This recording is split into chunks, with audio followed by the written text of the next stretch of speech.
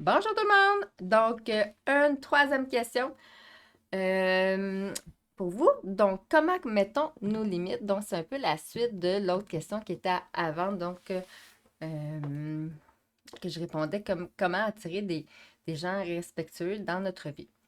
Donc, l'importance, c'est de mettre nos limites. Donc, premièrement, il faut connaître notre relation avec la colère. Pourquoi la colère? Parce que c'est l'émotion qui t'indique que ta valeur est atteinte ou ta limite est atteinte.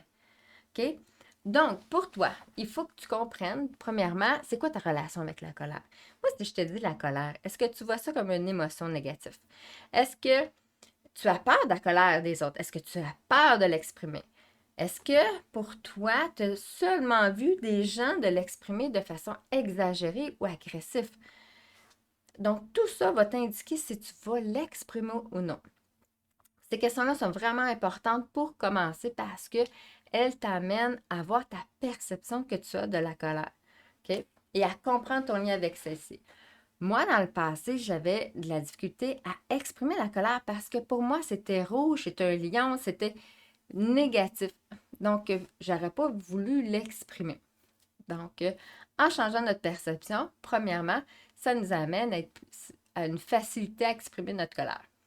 Ensuite, il faut savoir que la colère, c'est une émotion qui est positive. Il n'y a pas d'émotion qui est négative.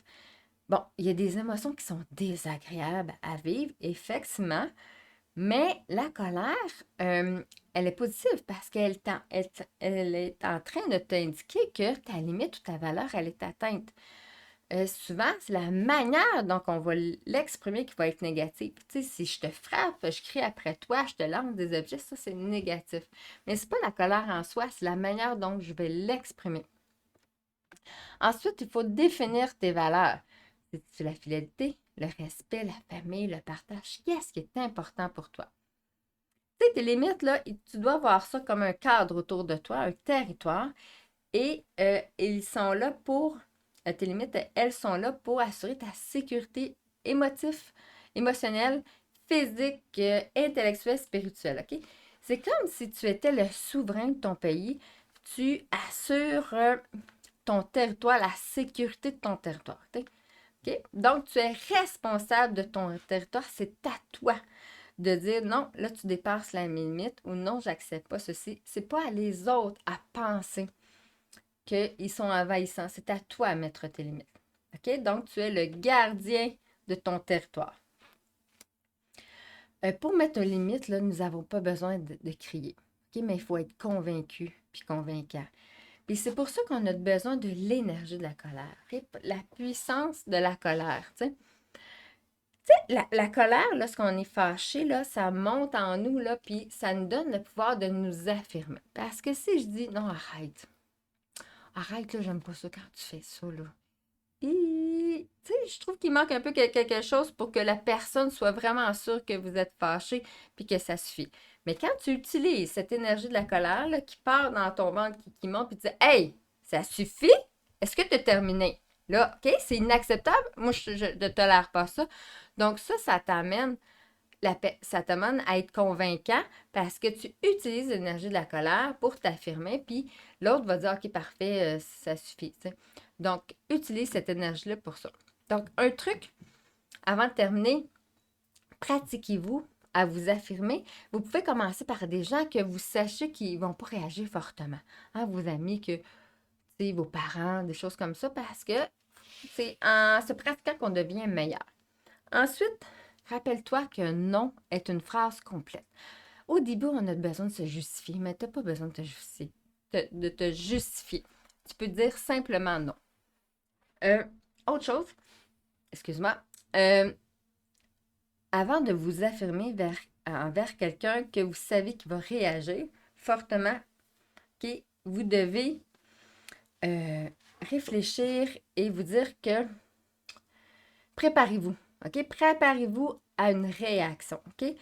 Parce que parfois, ça peut être difficile de garder notre point de vue. Puis, lorsqu'on va dire non à quelqu'un, qu'on dit souvent oui, ça se peut que cette personne-là, ben, lui aussi ou elle aussi, elle a des choses à travailler, puis elle va être en réaction. OK? Donc, il faut que vous soyez assez solide, puis conscient que ça se peut qu'il y ait une réaction de la part de l'autre. Puis dites-vous que c'est à ce moment-là que vous reprenez le pouvoir en vous. C'est à ce moment-là que vous prenez plus de pouvoir que vous le croyez parce que vous vous affirmez. L'autre personne a peut-être des choses à travailler, peut-être qu'elle, elle doit travailler à respecter les limites des autres, puis ça lui appartient. Donc, sa réaction, ce n'est pas de votre faute. Si vous lui dites non, par exemple, je ne peux pas t'aider pour telle chose, bien, restez dans vos bottes, puis pratiquez-vous, puis restez collé à ce que vous voulez. OK? C'est pas toujours évident, mais vous allez voir, avec le temps, ça va devenir plus facile, puis vous allez reprendre plus de pouvoir de vous parce que vous affirmez se reprendre le pouvoir de votre vie. D'accord? Pour ceux qui ont de la difficulté à dire non, OK? J'ai un téléphone et on me dit, est-ce que ça tente de m'aider? Peut-être qu'avant, spontanément, j'aurais dit oui, puis après, j'aurais fait, oh non, j'ai pas vraiment le temps. Donc, un de mes trucs que je faisais quand j'étais plus jeune, c'est que je disais, OK, je te réponds plus tard, là, je suis occupée.